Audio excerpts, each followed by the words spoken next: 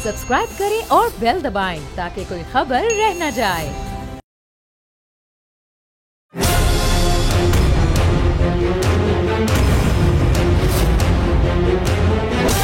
From the Islamabad studios of Bold Network, it's time for Jameel Farooqi on National Debate.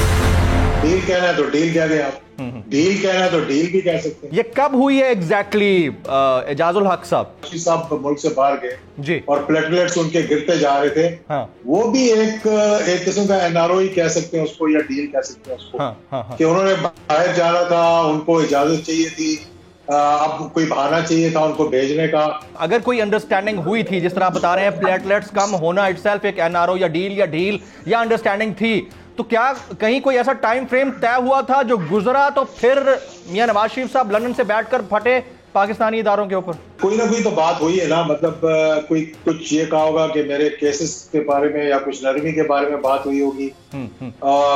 जो भी मतलब एक understanding थी, उसको कोई वायलेशन हुई है उसकी।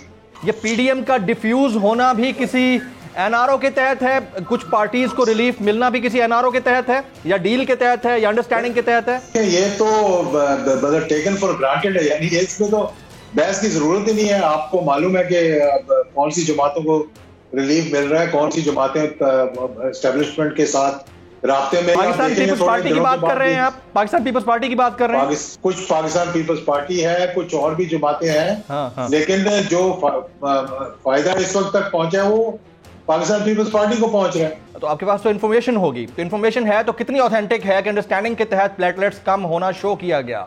ये कोई रॉकेट साइंस तो है नहीं। देखें, मेरे पास इंफॉर्मेशन है तो मैंने इतनी बड़ी बात की ना। मुझे रिफ्यूट कर रहे हैं, मैं तो कहता हूँ मुझे रिफ्यूट करें कि नहीं आप गलत कह रहे हैं, मैं फिर आपको अगले प्रोग्राम में कोई चीज दिखा भी दूंगा। तो मैं तो यही चाह रहा हूं ना कि अपना सोर्स डिस्क्लोज कर दें, अपना सोर्स डिस्क्लोज कर दें कि आपके पास प्रॉपर ऑथेंटिक इंफॉर्मेशन है कि प्लेटलेट्स कम थे, इस वजह से मियां नवाज शरीफ साहब गए और एक अंडरस्टैंडिंग यानी एनआरओ के तहत गए। मैं तो ये कह रहा हूं कि अंडरस्टैंडिंग के तहत गए। देखें, उनके सबूत हैं तो इस इशू को वो किसी फोरम पे चैलेंज करें। एजाजुल हक साहब ने जो कहा, मैं समझता हूं कि ये कंटेम्प्ट ऑफ कोर्ट के ज़ुमरे में आता है। लेकिन अगर रिलीफ ऑन मेरिट जुडिशरी से मिली हो तो फिर ये कैसे उसको एनआरओ कह सकते हैं?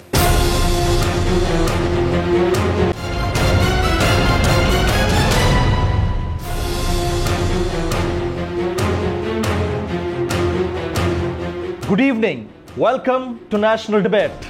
सियाने कहते हैं कि सियासत में जो कुछ हो रहा होता है वो नजर नहीं आता, और जो कुछ नजर आ रहा होता है वो हो नहीं रहा होता। पब्लिक के लिए ये सब चीजें अचंभे की तरह नहीं होती हैं, पब्लिक इसे कैजुअल लेती है। पब्लिक को नजर आ रहा होता है कि हुकूमत एफर्ट्स कर रही है, हुकूमत काम कर रही है, हुकूमत महंगाई में और कीमतें कम करने में लगी हुई है, हुकूमत सियासतदानों को भी टक्कर दे रही है। जबकि पब्लिक को यह भी नजर आ रहा होता है कि अपोजिशन किस तरह से अपोजिशन कर रही है, अपोजिशन ने अब एहतजाज करना है, अपोजिशन ने कब इस्तीफे देने हैं, अपोजिशन ने कब आर या पार करना है, अपोजिशन ने कब लॉन्ग मार्च करना है। ये वो तमाम बातें हैं जो अपेरेंटली नजर आ रही होती हैं। ये बिल्कुल उसी तरह है जिस तरह पर्दा स्क्रीन के सामने कुछ और हो रहा होता है और पर्दा स्क्रीन के बैकग्राउंड में कुछ और हो रहा होता है। एक नई बाज़गश्त है, एक नई हवा चल पड़ी है और एक नई चहमगोइयों की सूरत में पब्लिक को अपनी गिरफ्त में लिए हुए है, और वो ये कि क्या एक और एनआरओ हो चुका है। एनआरओ की बाज़गश्त माजी में हमेशा चलती रही है, अब लोग इसे एनआरओ प्लस का नाम दे रहे हैं। एजाजुल हक साहब ने गुज़िश्ता दिनों एक टीवी चैनल पर यह खुलकर कह दिया कि नवाज शरीफ साहब के प्लेटलेट्स का कम होना इटसेल्फ एक एनआरओ था। उन्होंने यह भी कहा कि पीडीएम का टूटना इटसेल्फ एक एनआरओ है। उन्होंने यह भी कहा कि आइंदा आने वाले दिनों में आप देख सकते हैं कि एनआरओ किस तरह से इंप्लीमेंट होता हुआ नजर आएगा और किस तरह से पीडीएम की बहुत सारी जमातें अपनी जमातों से, अपने इत्तेहाद से अलग होती हुई दिखाई देंगी। ऐसे में सवाल यह है कि कौन किसे रिलीफ दे रहा है, कौन सी जमात किससे कितना रिलीफ दे रही है। हुकूमत जो कहती है कि हमने एनआरओ नहीं देना, और अपोजिशन जो कहती है कि ना तो हमने एनआरओ लेना है और ना ही हुकूमत को एनआरओ देना है। तो इन दोनों में से कौन किसको एनआरओ दे रहा है, कौन किसे एनआरओ देने की पोजीशन में है या नहीं है, मामलात अगर सेटल हो चुके हैं तो सेटल किस तरह हुए, और उससे बड़ा सवाल, अगर कोई सेटलमेंट, डील, ढील या एनआरओ मियां नवाज शरीफ साहब के मामले पर हुई थी तो ठीक 1 साल बाद मियां नवाज शरीफ साहब क्यों बरांगेख्ता हुए? क्या कहीं पर डील, ढील, अंडरस्टैंडिंग या एनआरओ टाइप की चीज के अंदर कोई वायलेशन हुई जो वजह बनी मियां नवाज शरीफ साहब के बरांगेख्ता होने की, फिर पीडीएम बनने की, फिर इतनी बड़ी मूव बनने की? ये वो तमाम सवालात हैं जिनका जवाब जानना जरूरी है। Agenda on the national debate पर बात करने से पहले हम बात करेंगे ट्रेंडिंग टुनाइट की। ट्रेंडिंग टुनाइट आज का हमारा हैशटैग है hashtag NRO again, hashtag NRO again. मुझे जमील फारूकी कहते हैं। आप मेरा प्रोग्राम नेशनल डिबेट बोल न्यूज पर मुलाहजा करते हैं। ऑन द डिबेट टुनाइट आज के हमारे मुअज़्ज़ज़ मेहमानान जनाब एजाजुल हक साहब, आप सरबराह हैं पाकिस्तान मुस्लिम लीग ज़ियाउल हक ग्रुप के। हमारे दूसरे मेहमान होंगे सेनेटर नैयर हुसैन बुखारी साहब, आप साबिक चेयरमैन सेनेट हैं। मैं जनाब एजाजुल हक साहब को प्रोग्राम में खुश आमदीद कहता हूं। आप सरबराह हैं पाकिस्तान मुस्लिम लीग ज़ियाउल हक ग्रुप के। एजाजुल हक साहब, आपने वक्त निकाला, आपका बहुत बहुत शुक्रिया। आजकल एनआरओ की बड़ी बातें चल रही हैं। नून लीग कहती है कि हुकूमत को एनआरओ नहीं देना, हुकूमत कहती है कि नून लीग समेत पीडीएम को एनआरओ नहीं देना। ये एनआरओ देना किसने होता है, और क्या नून लीग और हुकूमत के दरमियान कोई एनआरओ हुआ है? एजाजुल हक साहब, देखिए, पहली बात तो ये है कि ना हुकूमत ने एनआरओ देना है, ना ऑपोजिशन ने एनआरओ देना है। अच्छा, लेकिन ख्वाहिश उनकी ये है कि उनको एनआरओ मिल जाए किसी तरीके से। तो एनआरओ शुरू हुआ 1988 से ऑनवर्ड्स। 90 में हुआ, 93 में हुआ, 96 में हुआ, फिर उसके बाद 99 में हुआ, वो हो गया। फिर उसके बाद जो है वो एनआरओ होते रहे। माजी के अंदर एनआरओ हुआ 2007-8 में हुआ, जब जनरल परवेज मुशर्रफ जो कि उस वक्त के सदर थे जी, उनकी और मोहतरमा बेनजीर की एक मीटिंग हुई अबू धाबी में, जिसका आपको बहुत अच्छी तरह मालूम होगा। जी जी। और वो फिर एनआरओ हुआ जिसमें कुछ चीजें तय हुई, जिन चीजों पर मोहतरमा ने थोड़ा सा इख्तिलाफ करते हुए वो पाकिस्तान आई। जब वो पाकिस्तान आ गई, उन्होंने इलेक्शन के बाद आना था, पाकिस्तान इलेक्शन से पहले नहीं आना था। तो फिर उस वक्त एक और एनआरओ हुआ, जो एनआरओ हुआ नवाज शरीफ साहब का या एस्टेब्लिशमेंट का, और कह लें कि सऊदी हुकूमत ने on behalf of Nawaz Sharif. जी हाँ। और इसी तरह से एक एनआरओ 10 सितंबर को हुआ था 2010 को, जब नवाज शरीफ साहब पाकिस्तान तशरीफ लाए थे। तो यहाँ से उनको वापस भेजा गया, जिसके लिए सऊदी इंटेलिजेंस के हेड आए पाकिस्तान में।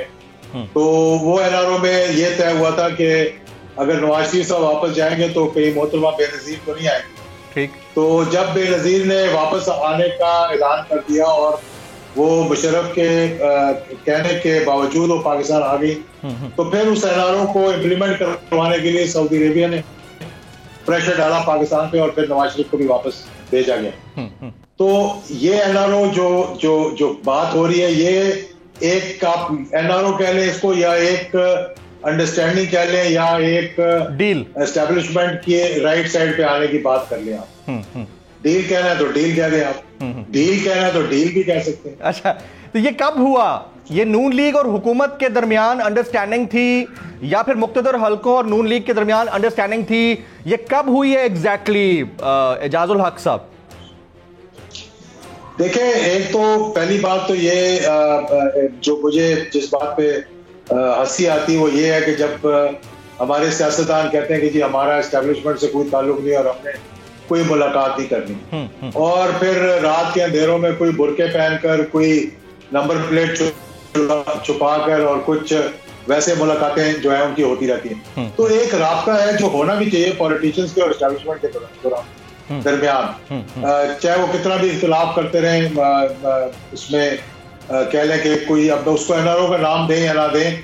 अब मैंने बात की थी कि जब मियां नवाज शरीफ साहब मुल्क से बाहर गए और प्लेटलेट्स उनके गिरते जा रहे थे, वो भी एक किस्म का एनआरओ ही कह सकते हैं उसको, या डील कह सकते हैं उसको, कि उन्होंने बाहर जाना था, उनको इजाजत चाहिए थी, अब कोई बहाना चाहिए था उनको भेजने का, हुकूमत मान नहीं रही थी, तो प्लेटलेट्स जो है वो इतने गिर गए कि इंसान उसमें उसका जिंदा रहना ही बड़ा मुश्किल हो जाता है। हाँ। और ये आपको मालूम है कि उस वक्त रिपोर्टें कुछ और थी। हाँ जी। और एक्चुअल ब्लड रिपोर्ट जो थी वो कुछ और थी।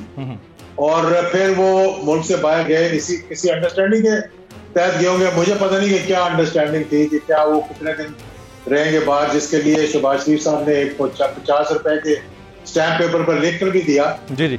और फिर मुझे बड़ी हैरानी हुई कि जब यार इतनी फ्रस्ट्रेशन होगी कि फिर मियां नवाज शरीफ साहब के जो बयानिया सामने आया, वो एक अजीबोगरीब बयानिया था, जो कि मतलब मेरी अक्ल से बाहर था कि ये किस तरह से तो इस किस्म का बयान। एजाजुल हक साहब कता कलामी की माजरत। तो फिर यहाँ सवाल ये बनता है कि अगर कोई अंडरस्टैंडिंग हुई थी, जिस तरह आप बता रहे हैं प्लेटलेट्स कम होना इटसेल्फ एक एनआरओ या ढील या अंडरस्टैंडिंग थी, तो क्या कहीं कोई ऐसा टाइम फ्रेम तय हुआ था जो गुजरा तो फिर मियां नवाज शरीफ साहब लंदन से बैठकर फटे पाकिस्तानी इदारों के ऊपर? ऐसा कुछ हुआ है? देखिए, कोई ना कोई तो बात हुई है ना। मतलब कोई कुछ ये कहा होगा कि मेरे केसेस के बारे में या कुछ नरमी के बारे में बात हुई होगी। जो भी मतलब एक अंडरस्टैंडिंग थी, उसको कोई वायलेशन हुई है उसकी, या उन्होंने की या इन्होंने किया, मुझे पता नहीं कि किसने वो वायलेशन की कि जिसकी वजह से उनका वो फ्रस्ट्रेशन उनकी निकली। अब हमारे पॉलिटिशियन जो है ना, ये एक तो इनमें सब्र का पैमाना बड़ा जल्दी लबरेज हो जाता है इनका, और ये फिर इस किस्म की बातें कर जाते हैं, जो कि मेरा ख्याल में बाद में उनको फिर पछताना पड़ता है। फिर उनको रिवर्स लगाने के लिए भी थोड़ा टाइम लगता है उस पर कि हमने क्यों ये गलती कर दी। वो सारे पाकिस्तान को उन्होंने एजाजुल हक साहब हैरान कर दिया। Let me rephrase my question. अभी ज़िमनी इंतखाबात आपके सामने हैं, उसमें आपने देखा कि अपोजिशन मार्का मार रही है, गवर्नमेंट को उतना मार्जिन से ना तो फतह मिल रही है ना गवर्नमेंट कामयाब हो रही है। तो क्या ये भी किसी अंडरस्टैंडिंग के तहत ही हो रहा है एजाजुल हक साहब, या फिर हुकूमत मकबूलियत खो रही है? मैंने बड़ा टफ सवाल पूछ लिया, लेकिन please I want the reply the same way I put the question sir. हुकूमत की मकबूलियत जो है इस वक्त रॉक बॉटम पे। अच्छा। और उसकी वजह यह है कि महंगाई और बेरोजगारी। फिर इन ज़िमनी इलेक्शंस को आपको देखना पड़ेगा कि क्या वजूहात हैं जिसकी वजह से ये ज़िमनी इंतखाब हो रहा है। डस्का में ज़िमनी इंतखाब हुआ कि एमएनए हमारे दोस्त, अल्लाह ताला उनको जनरल नसीब करे, ज़ाहिर शाह साहब, जो 1985 से बिला मुकाबला ये कि लगातार जीतते हुए आ रहे थे, उनकी बेटी लड़ रही थी वहां से। तो एक इलेक्शन तो इंसान की इतनी लंबी सर्विसेज के बाद जब वो फौत होता है, तो एक इलेक्शन तो उसको सिंपैथी का मिल जाता है। इसी तरह वजीराबाद में भी ऐसा ही इलेक्शन था, जिसमें कि नून लीग के कैंडिडेट जो थे वो फौत हुए, और उनकी अहलिया लड़ रही थी वहां, एक जगह उनकी बेटी लड़ रही थी। और जो नौशहरा वाला मामला है, मुझे पता नहीं कि क्या ज़िमनी इलेक्शन किस वजह से हो रहा था, लेकिन वहां पर परवेज खटक साहब के अगर आपने हालिया बयान सुने हो, और उनके भाई के दरमियान जो चपकलिस चल रही है, उस वजह से वो हुआ। तो ज़िमनी इलेक्शन में मेरा नहीं ख्याल कि एस्टेब्लिशमेंट भी चाहती है कि वो इतना ओपनली सामने आए। हुकूमत अपनी सतह पर कुछ एस्टेब्लिशमेंट जो कि ब्यूरोक्रेट्स हैं उनके जरिए, कुछ पुलिस के जरिए हाथ पांव मारते हैं, लेकिन क्योंकि महंगाई और बेरोजगारी इस नहज पे पहुंच चुकी है, और अभी तो ये जब लोकल बॉडीज के इलेक्शन अगर करवाने पड़ गए तो दूध का दूध और पानी का पानी हो जाएगा। मैं फिर एजाजुल हक साहब ये जो पीडीएम शुरू हुई सितंबर में एपीसी के बाद, और पीडीएम ने अपना एक मूव चलाया, ये पीडीएम का डिफ्यूज होना भी किसी एनआरओ के तहत है? कुछ पार्टीज को रिलीफ मिलना भी किसी एनआरओ के तहत है, या डील के तहत है, या अंडरस्टैंडिंग के तहत है? देखें, ये तो टेकन फॉर ग्रांटेड है, यानी इसमें तो बहस की जरूरत ही नहीं है। आपको मालूम है कि कौन सी जमातों को रिलीफ मिल रहा है, कौन सी जमातें एस्टेब्लिशमेंट के साथ राब्ते में है, और कौन सी जमातें जो है वो इसका फायदा उठा रहे हैं, एक दूसरे के कंधों पे बंदूक रख के जो है वो चलाई जा रही है। और पाकिस्तान पीपल्स पार्टी की बात कर रहे हैं आप? पाकिस्तान पीपल्स पार्टी की बात कर रहे हैं? कुछ पाकिस्तान पीपल्स पार्टी है, कुछ और भी जमातें हैं, लेकिन जो फायदा इस वक्त तक पहुंचा है वो पाकिस्तान पीपल्स पार्टी को पहुंच रहा है। लाजिम बात है, अगर आप देखें इसको ओवरऑल पिक्चर को, अगर आप देखें तो मतलब वो एक ज़हीन सियासतदान है, उन्होंने बहुत सी चीजें जो है अपनी मनवा ली हैं पीडीएम से, और आपने देख लिया कि यूसुफ रज़ा गिलानी जो है वो एक मुतहदा कैंडिडेट बनकर सामने आए हैं। और भी बहुत सी चीजें हैं जो कि हाल ही में सामने आई होंगी। कुछ उनके साथी जो पकड़े हुए थे जिनके जरिए इन तक हाथ पहुंचना था, कुछ उनको आपने देख लिया होगा कि एजाजुल हक साहब कहीं ऐसा तो नहीं है कि पाकिस्तान पीपल्स पार्टी और पाकिस्तान मुस्लिम लीग नवाज को दोनों ने जब बहुत बड़े बड़े बोल दिए कि हमने आर या पार कर देना है, हमने इस्तीफे दे देने हैं, हमने हुकूमत गिरा देनी है, इमरान खान 31 जनवरी तक इस्तीफा दे, ठीक, वरना हम ये कर देंगे वो कर देंगे, क्या अब इस पॉइंट पर आकर इन दोनों पार्टीज को फेस सेविंग तो नहीं दी जा रही? एजाजुल हक साहब नहीं, देखें फेस सेविंग तो नहीं है। पॉलिटिक्स में तो ये बात एक गिमिक्स इस्तेमाल होते हैं, दीज आर पॉलिटिकल टैक्टिक्स कह लें इसको। हाँ। कि जब आप ऑपोजिशन में होते हैं तो आप कहते हैं जनाब हम हुकूमत को उठाएंगे, पकड़ेंगे, चोरों को पकड़ेंगे, हाँ। इनको बहरे अरब में फेंक देंगे। तो उसका ये मतलब तो नहीं होता कि इनको बहरे अरब में फेंक देना है, हाँ। ये एक तरीकाकार होता है। लेकिन आप देख लें जब से ये शुरू हुई है, तहरीक शुरू हुई है, उस तहरीक में से के गुब्बारे से आहिस्ता आहिस्ता जो है वो हवा निकलती गई है। और अब 26 मार्च से पहले आपको मालूम हो जाएगा कि क्या पोजीशन है और कितने लोग आते हैं और कौन कौन सी जमात जो है वो खुलकर सामने आती है और कौन कौन सी जमात जो है उससे पहले थोड़ी सी ब्रेक। एजाजुल हक साहब, आपकी बातों से मुझे ये लग रहा है कि Imran Khan is nobody to give an NRO to any party, any kind of party। Imran Khan किसी को NRO देने की पोजीशन में नहीं है, तो NRO तो कहीं और से होता है। आपका कहने का मकसद तो ये था। बहरहाल देखिए, जो इमरान खान NRO कह ले या फायदे कह ले, वो दे सकते हैं उन लोगों को जिनकी जो उनके साथ कोलिशन में, हाँ। वो उनको ब्लैकमेल कर सकते हैं, वो उनसे फायदे उठा सकते हैं। और जो ऑपोजिशन में, आपको मालूम है कि इमरान खान साहब भी काफी इस मामले में कह लें कि अपनी हठधर्मी पे खड़े रहते हैं, एक बड़ा बोल्ड स्टैंड लेते हैं। और उन्होंने ये सारा मामला जो यहाँ तक पहुंचे और जिस तरह से नैब जो है वो एक्टिव हुई है, वो इन्हीं की कोशिशों से हुई है। जो रिकवरीज हुई हैं वो इसलिए कि इन्होंने कहा कि मैं कोई लचक नहीं दिखाऊंगा। माजी के अंदर ये चीजें होती रही।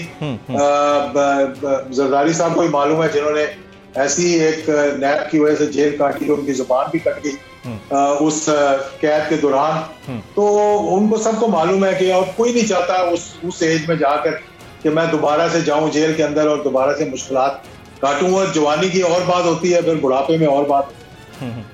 क्या मरियम नवाज शरीफ साहिबा आने वाले दिनों में किसी अंडरस्टैंडिंग के तहत मुल्क से बाहर जा सकती हैं? मरियम नवाज, देखिए उनकी ख्वाहिश तो है मुल्क से बाहर जाने की, और लेकिन वो मेरा नहीं ख्याल कि इस वक्त मैदान को छोड़कर जाएंगी, क्योंकि उनके यहाँ रहने की वजह से ही अगर कोई रिलीफ मिलनी है मियां नवाज शरीफ साहब को, तो उनके यहाँ रहने की वजह से मिलनी है। और ये पॉलिटिकल प्रेशर डालने की वजह से मिलनी है कि अपने आप को इतना वायबल कर दें कि फिर जो NRO देने वाले या लेने वाले हैं वो बैठकर उनसे कोई बातचीत करें और कोई मामला तय करें। हुकूमती हलकों से एक बात आ रही है कि मरियम नवाज शरीफ साहिबा ने बैकडोर राब्ते किए हैं और इस्तदा की है कि उन्हें मुल्क से बाहर जाने की इजाजत दी जाए, जिससे इमरान खान साहब ने यकसर मुस्तरद कर दिया। ये फवाद चौधरी साहब ने ट्वीट भी किया था। आपको लगता है कि वो अगर इस्तदा करेंगी तो खान साहब से करेंगी? इजाजुल हक साहब, मेरा नहीं ख्याल कि वो खान साहब से करेंगी। उनका भी पॉलिटिकल कैरियर है। अगर वो जाएंगी तो कुछ नजरिया जरूरत के तहत चली भी जाएंगी। और जिस तरह के माजी में गवाही दे दी कि प्लेटलेट्स वाकई में गिर रहे हैं, ऐसे लोगों ने गवाही दे दी कि जिन पे पूरा यकीन था खान साहब को कि भाई ये तो मेरे इतने पुराने साथी हैं, ये तो गलत बयानी कर ही नहीं सकते, लेकिन उन्होंने भी उस डील का हिस्सा बन गए। तो यहाँ पर भी कोई गवाही आ सकती है कि जान दो हुण कोई फर्क नहीं पैंदा, इलाज करा के आ जाएंगी। देखिए ना, वो तो इलाज के बहाने हमारे जो बड़े बड़े लीडर हैं बहुत कम है जो पाकिस्तान में इलाज करवाते हैं। मतलब आपको मालूम ही है कि हर किसी की चाहे कमर में दर्द हो, चाहे कोई सीरियस बीमारी हो, जाना तो उन्होंने बाहर ही है। चाहे वो पॉलिटिकल उससे नैब से बचने के लिए जाना हो या मतलब वैसे ही एग्जाइल में थोड़ा प्रेशर डालने के लिए जाना हो, तो जाते तो बाहर ही हैं। यहाँ पर ऐसे हॉस्पिटल अगर ये बनाए थे अपने दौर में कि इनका यहाँ इलाज हो जाता तो पूरे मुल्क को जो है वो इतना पछताना ना पड़े। अच्छा, एक खबर छपी गुज़िश्ता दिनों अंसार अब्बासी साहब की, और बड़ी ज़बरदस्त खबर थी। उन्होंने ज़राए से बात कोट की। उन्होंने कहा कि पीपल्स पार्टी PDM की दीगर जमातों को ये यकीन दिलाने में कामयाब हो गई है कि अब इस्टेब्लिशमेंट सेनेट इंतखाबात में किसी किस्म का कोई रोल प्ले नहीं करेगी। और जरदारी साहब का टेलीफोनिक रब्ता भी हुआ है इस बात में मियां नवाज शरीफ साहब के साथ। तो आपको लगता है कि पीपल्स पार्टी बाकी जमातों को कायल कर चुकी है या कर सकती है? इस मामले के ऊपर? नहीं, मेरा नहीं ख्याल। देखिए ना, सेनेट के इलेक्शंस में सिटिंग हुकूमत को तो फायदा होता है, लेकिन ये मुझे मालूम नहीं कि ओपन बैलेटिंग की तरफ क्यों जाना चाहिए। वैसे तो मैं कहता हूँ सेनेट के इलेक्शन जो है, जब तक डायरेक्ट नहीं होंगे पाकिस्तान में, ये जो हॉर्स ट्रेडिंग है ये खत्म नहीं होगी। लेकिन मौजूदा सूरत हाल में पंजाब के अंदर कोई 15 के करीब MPs हैं, जो एक ने तो फॉरवर्ड ब्लॉक बनाया हुआ है, जो कि प्रेस कॉन्फ्रेंसेस कर चुके हैं। बहुत से ऐसे हैं, मेरे अपने कॉन्स्टिट्यूएंसी में भी हैं, जो कि हुकूमत के साथ मिले हुए हैं, ओपनली गुलजार साहब के साथ मीटिंग्स करते हैं। उनके कहने पे यहाँ इंतजामिया तब्दील होती है, उनके कहने पर फंड्स दिए जाते हैं। तो बहुत से ऐसे लोग हैं जो मैं सब अपसेट करेंगे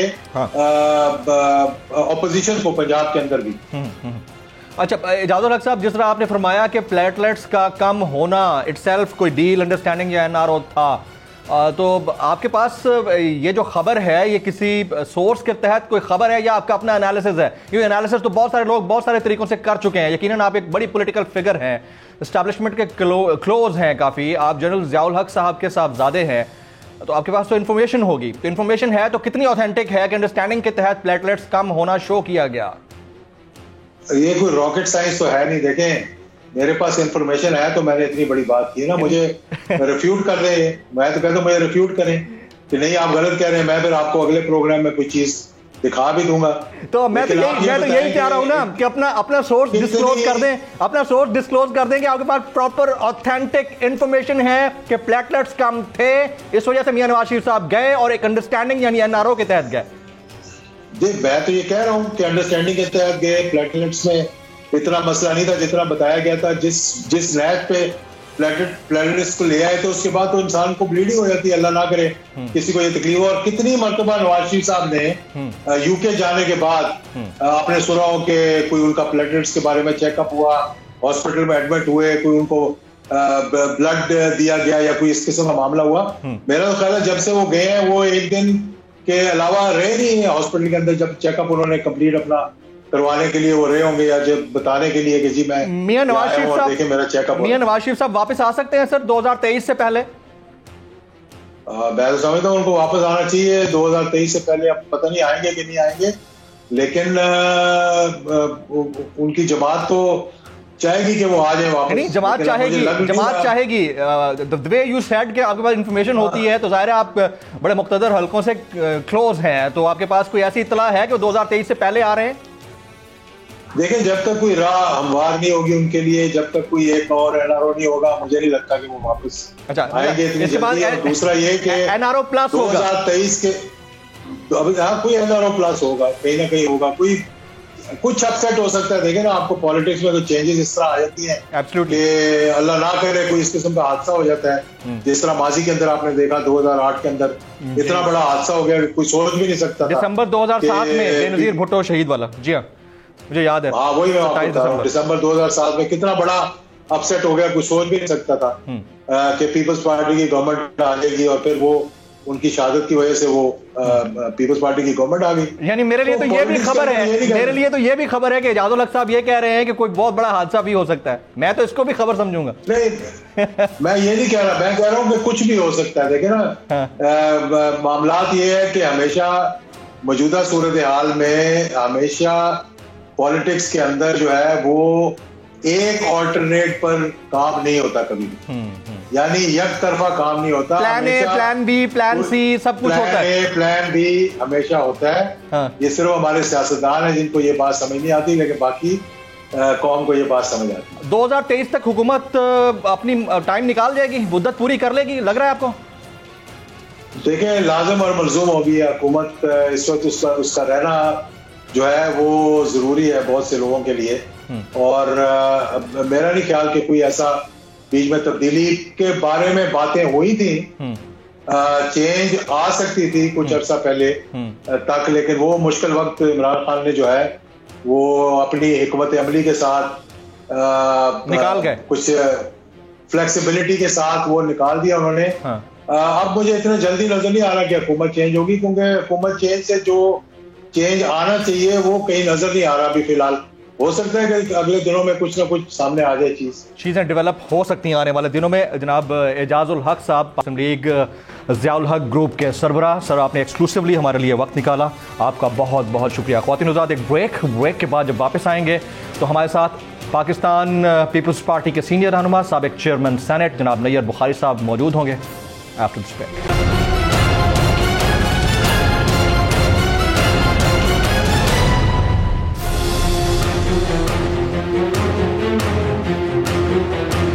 वेलकम बैक। प्रोग्राम के इस हिस्से में मैं सैयद नैयर हुसैन बुखारी साहब, साबिक चेयरमैन सेनेट और पाकिस्तान पीपल्स पार्टी के सीनियर रहनुमा, आपको खुशामदीद कहता हूं। सर आपने वक्त निकाला।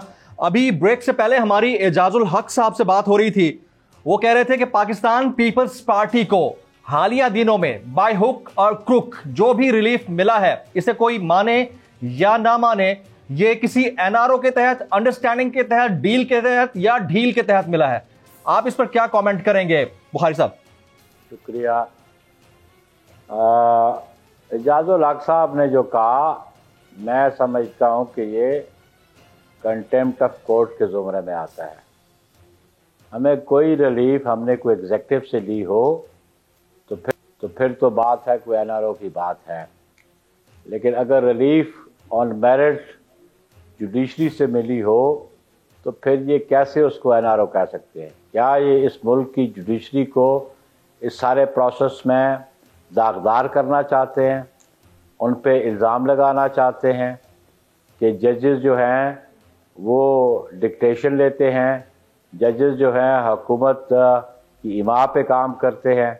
ये तो फिर तौहीन अदालत बनती है। मैं इस पर सिर्फ यही कमेंट करूँगा। नैयर बुखारी साहब, उन्होंने अदलिया की तो बात नहीं की, लेकिन उन्होंने ये ज़रूर कहा कि जब अदालत से उन्हें ज़मानत मिली है जरदारी साहब को, तो उसके ऊपर नैब की खामोशी किसी हद तक मुजरमाना थी। नैब ने मुखालफत नहीं की तो कहीं ना कहीं से बाय हुक और क्रुक रिलीफ मिला है। और उन्होंने ये भी कहा कि मेरे पास इसके सबूत मौजूद हैं, चाहे पीपल्स पार्टी के लोग बैठे या नून लीग के, मैं सबूत सामने रखने को तैयार हूं। इस पे आप क्या कहेंगे?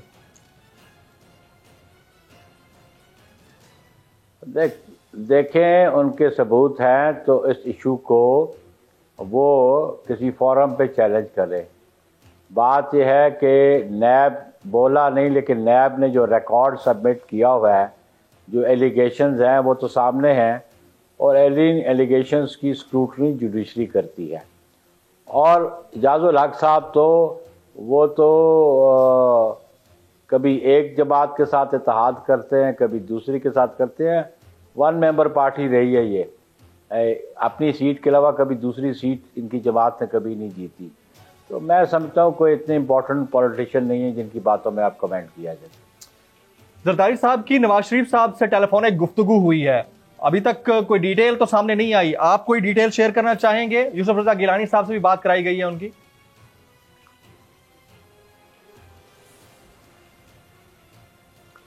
देखिए जी, मैं तो उस गुफ्तगू में शरीक नहीं था और ना ही मैं क्या सराहियाँ करना चाहता हूँ, लेकिन बुनियादी बात है कि पीडीएम की तश्कील जब हुई तो दोनों रहनुमाओं ने पीडीएम की तश्कील के वक्त इजलास को खिताब किया और फिर सितंबर ऑनवर्ड मुसलसल राब्ते इन जमातों के आपस में हैं जो पीडीएम का हिस्सा हैं। तो अभी बिलखसूस जब ज़िमनी इंतखाबात थे और ज़िमनी इंतखाबात के साथ अब जो सेनेट के इंतखाबात हैं जी, तो ज़ाहिर है सियासी अमूर पे, मुल्क की सियासी हालात पे गुफ्तो शरीद होती है। और वो गुफ्तो शरीद न सिर्फ मियाँ नवाज शरीफ के साथ बल्कि मौलाना फजल रहमान साहब के साथ भी होती है, दीगर सियासी जमातों के साथ भी होती है। तो वो मुल्क की सियासी सूरत हाल पे वो गुफ्तगू करते हैं और आने वाले इंतखाबात के हवाले से गुफ्तगू करते हैं। सेनेट इंतखाबात के अंदर आप पाकिस्तान पीपल्स पार्टी की क्या पोजीशन देख रहे हैं? और बतौर मजमूई अगर पीडीएम की बात की जाए तो इस पोजीशन में होगी कि हुक्मरान जमात को टक्कर दे सकें सेनेट इंतखाबात में? बुखारी साहब।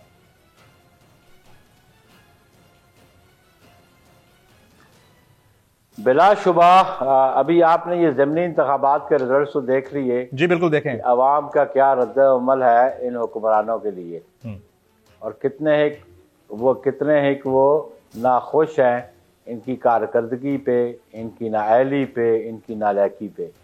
सेनेट के इंतखाबात में जो इलेक्टोरल कॉलेज प्रोविंशियल असेंबलीज और नेशनल असेंबली है वो स्ट्रेंथ की बुनियाद पे होता है, लेकिन इनकी अपने मेंबरान जो कौमी असेंबली के हैं वो भी इनसे नाला हैं और सूबाई असेंबली के भी इनसे नाला हैं।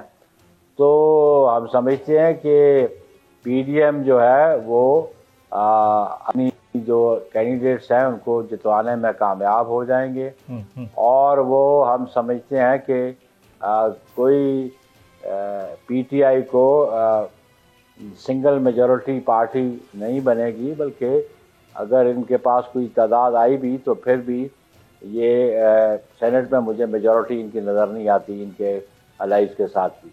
और ज़िमनी इंतखाबात के जो नताइज आ रहे हैं, बुखारी साहब आप इससे मुतमईन हैं? आप इलेक्शन कमीशन ऑफ पाकिस्तान के किरदार से मुतमईन हैं और समझते हैं कि बतौर इदारा इलेक्शन कमीशन की परफॉर्मेंस से पीडीएम बतौर मजमूई मुतमईन है?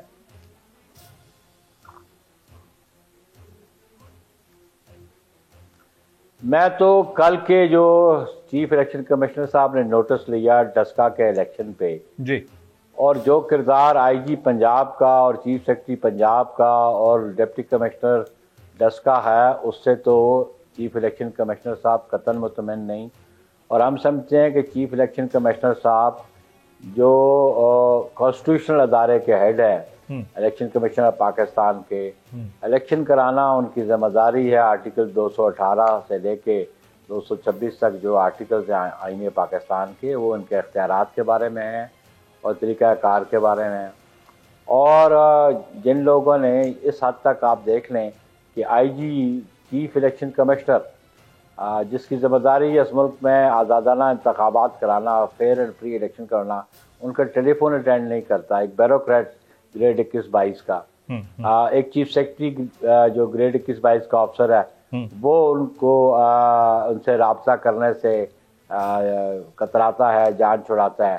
तो हम समझते हैं कि फ्री एंड फेयर इलेक्शन कराना इलेक्शन कमीशन की जिम्मेदारी थी, लेकिन उनकी इस जिम्मेदारी में बजाय असिस्ट करने के लिए जो आइन और कानून कहता है उन्होंने ऑब्स्ट्रक्शन क्रिएट की। तो उनके खिलाफ आइन के तहत मुकदमात भी होने चाहिए और पंजाब की इंतजामिया के खिलाफ एक्शन भी चीफ इलेक्शन कमीशन साहब को लेना चाहिए। अब लेकिन बुखारी साहब, मैं सिर्फ ये पूछना चाह रहा हूँ कि इलेक्शन कमीशन के तहत ही इंतखाबात होते हैं, चाहे बाई इलेक्शंस हों या फिर गिलगित बल्तिस्तान का इंतखाब वहाँ का इलेक्शन कमीशन देख रहा होता है, या फिर आज़ाद कश्मीर का आइंदा जो इंतखाब आने वाला है। तो इस सारी सूरत हाल के अंदर जिन जिन सीट्स के ऊपर नून लीग जीतती है या पीपल्स पार्टी जीतती है, तो कहा जाता है कि हम तो सुरखरू हुए, कौम ने हमें मुंतखब किया और हुकूमत की मकबूलियत कम हो रही है। जिस सीट पर आप लोग हार रहे होते हैं, आप कहते हैं यहाँ पर धांधली हो गई है। तो इलेक्शन कमीशन का कम से कम इतना क्रेडिट तो दें कि हुकूमत वक्त के होते हुए आप लोग सीटों पर जीत तो रहे हैं।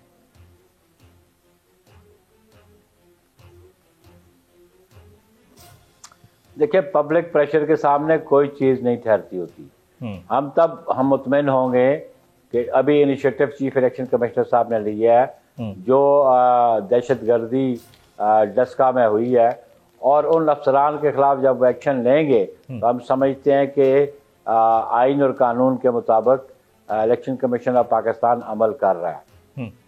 सेनेट इंतखाबात में हॉर्स ट्रेडिंग होती है, नहीं होती? आप तो चेयरमैन सेनेट रहे बुखारी साहब, आपके पास तो ज्यादा इतलात होंगी।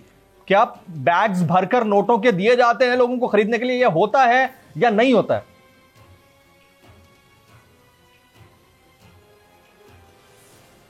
देखिए, ये सारी बातें जो हो रही है एक परसेप्शन पे हो रही हैं।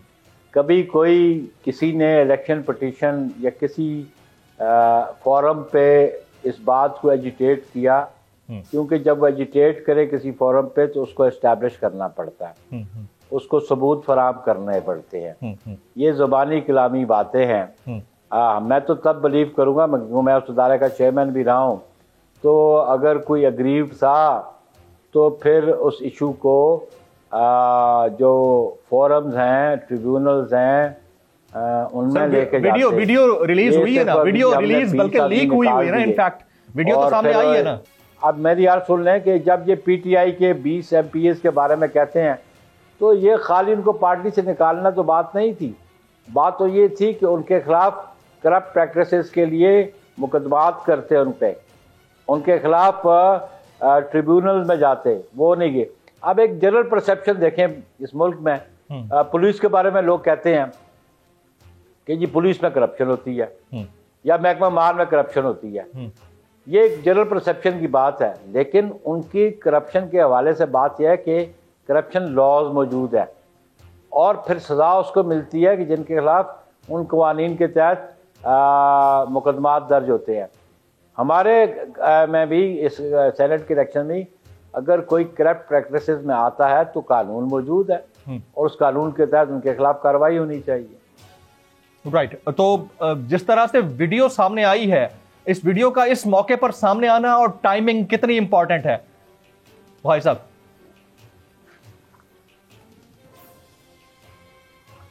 देखें ना जी, वो कहते होते हैं कि जब ये इशू हुआ था 3 साल पहले, तो उस वक्त भी हुकूमत इनकी खैबर पख्तूनख्वा में पीटीआई वालों की थी जी। तो उस वक्त क्यों नहीं इन्होंने कोई कानूनी कार्रवाई की? फिर इलेक्शन के 5 महीने बाद ये फिर हुकूमत में आ गए थे। जब हुकूमत में आ गए, वफाक में भी और सूबे में भी, तो फिर एक्शन ले लिया जाता। तो फिर इन्होंने, हुकूमत ने या इसके अदारे ने कोई कानूनी किरदार अदा ही नहीं किया, कानून के तकाजे पूरे ही नहीं किए। आज 3 साल बाद वो आते हैं एक रेफरेंस भेज के और वो इन्फ्लुएंस करना चाहते हैं चंद फोरम्स को। मैं समझता हूँ ये मुनासिब नहीं है। आपने इंटरव्यू सुने होंगे इसके इमरान खान के कि मेरे पास वीडियोज़ हैं, और फिर अभी आके स्टेटमेंट दी कि मैंने तो आज पहली दफ़ा वीडियो देखी। ये मैं समझता हूँ कि ये यू टर्न लेने के बादशाह भी हैं और फिर ये गलत बयानी करने के भी बादशाह हैं। ऑनरेबल गेस्ट से गुफ्तगू का सिलसिला जारी है, लेकिन यहाँ वक्त हुआ है ब्रेक का। साथ रहिएगा हमारे।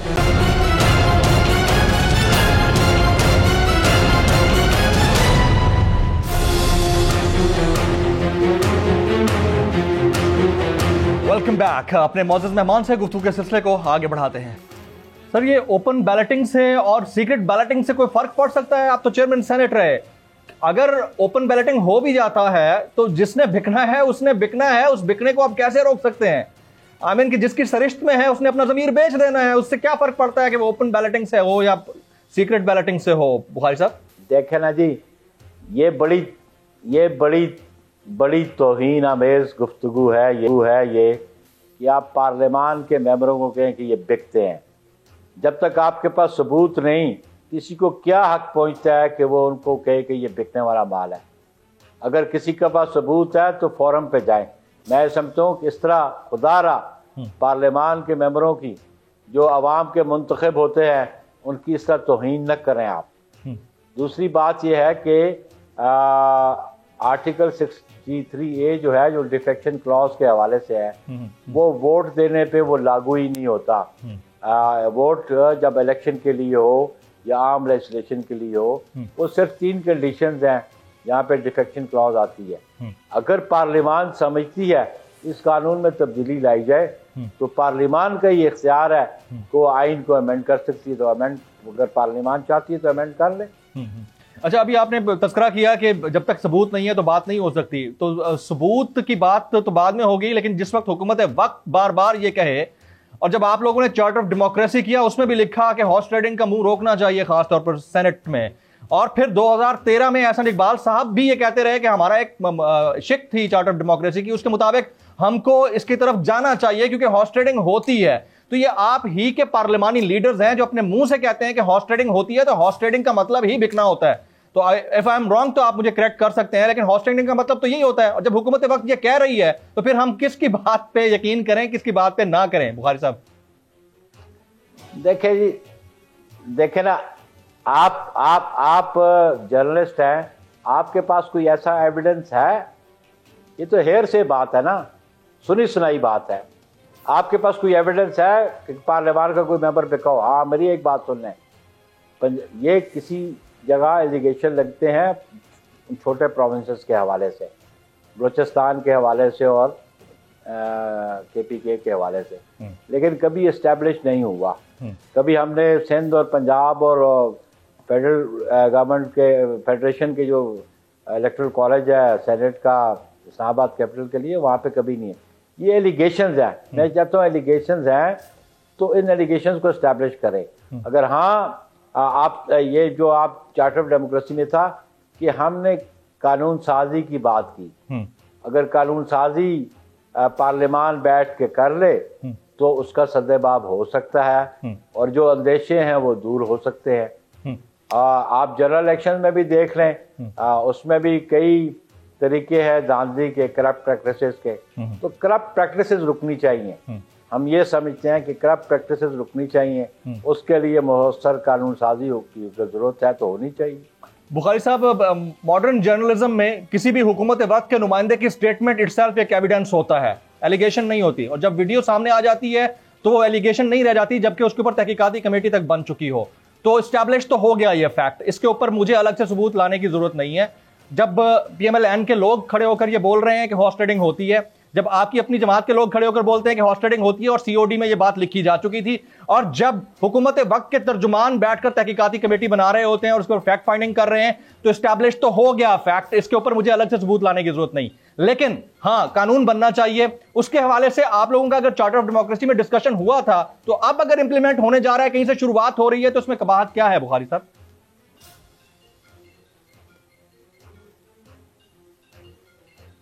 देखिए, अभी भी मैं आपसे अर्ज कर दूं कि ये सारे एलिगेशंस हैं।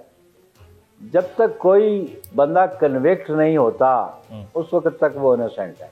हाँ, ये बात है, ये अलग बात आप समझना, ये एक यूनिवर्सल प्रिंसिपल है। बिल्कुल ठीक। मैं उस पर आज भी यकीन करता हूँ, मैं आज नहीं। लेकिन एक बात आप समझें कि हम भी जो चाहते हैं कि ये जो परसेप्शन है इसको डिस्पेल होना चाहिए, उसके लिए कानून बनाना चाहिए। डांगमारी से नहीं होता, आपके कहने से नहीं होता। जब तक आईन अमेंड नहीं होता तब तक आप ओपन बैलेट नहीं कर सकते। लेकिन जो कानून मौजूद हैं करप्ट प्रैक्टिसेस के, उन पे अमल दरामद होना चाहिए। बतौर साबिक चेयरमैन सेनेट, क्या किसी भी डेमोक्रेटिक गवर्नमेंट को ये ज़ेब देता है कि उनके प्रेसिडेंट ऑर्डिनेंस लाएं किसी भी मामलात को या किसी कानूनी जहद को आगे बढ़ाने के लिए? Is that right in democratic practice Bukhari साहब?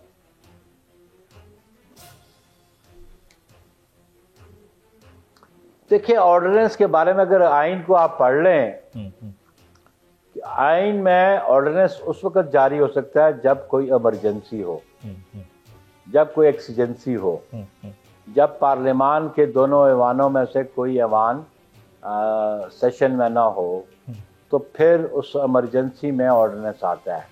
ये आर्टिकल 89 है। तो अभी तो ये कोई इमरजेंसी नहीं थी ऑर्डिनेंस की, इसलिए कि पहले उन्होंने बिल पेश किया, फिर उससे वो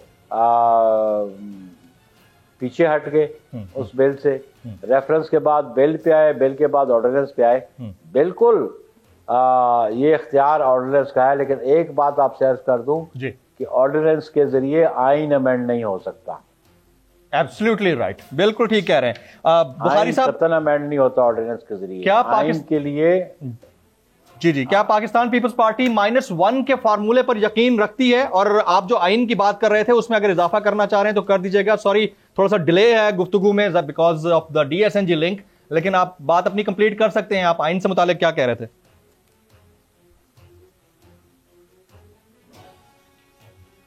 देखिए, बात यह है कि आइन की अमेंडमेंट ऑर्डिनेंस के जरिए नहीं हो सकते।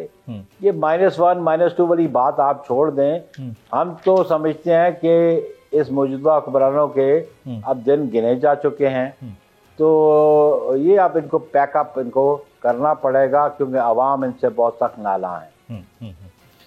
लॉन्ग मार्च का ऑप्शन है, 26 मार्च की तारीख दी गई है।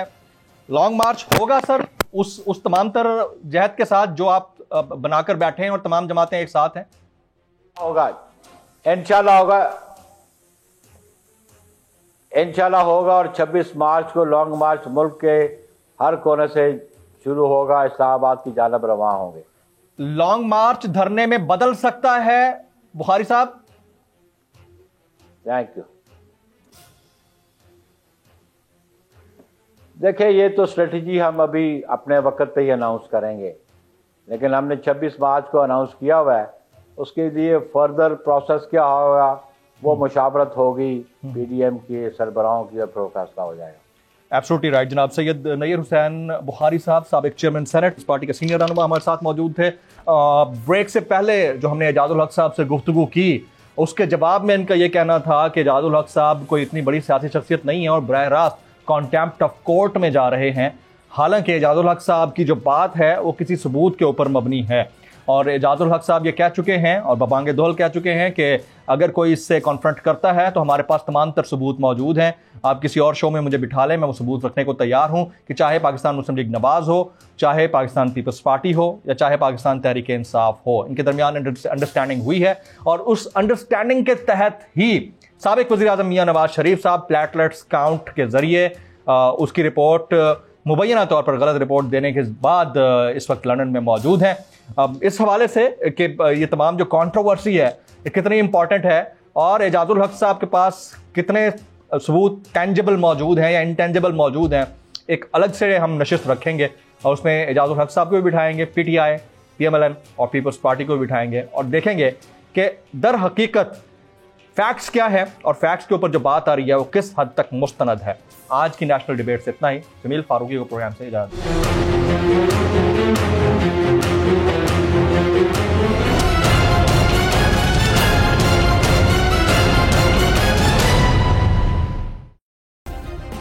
सब्सक्राइब करें और बेल दबाएं ताकि कोई खबर रह न जाए।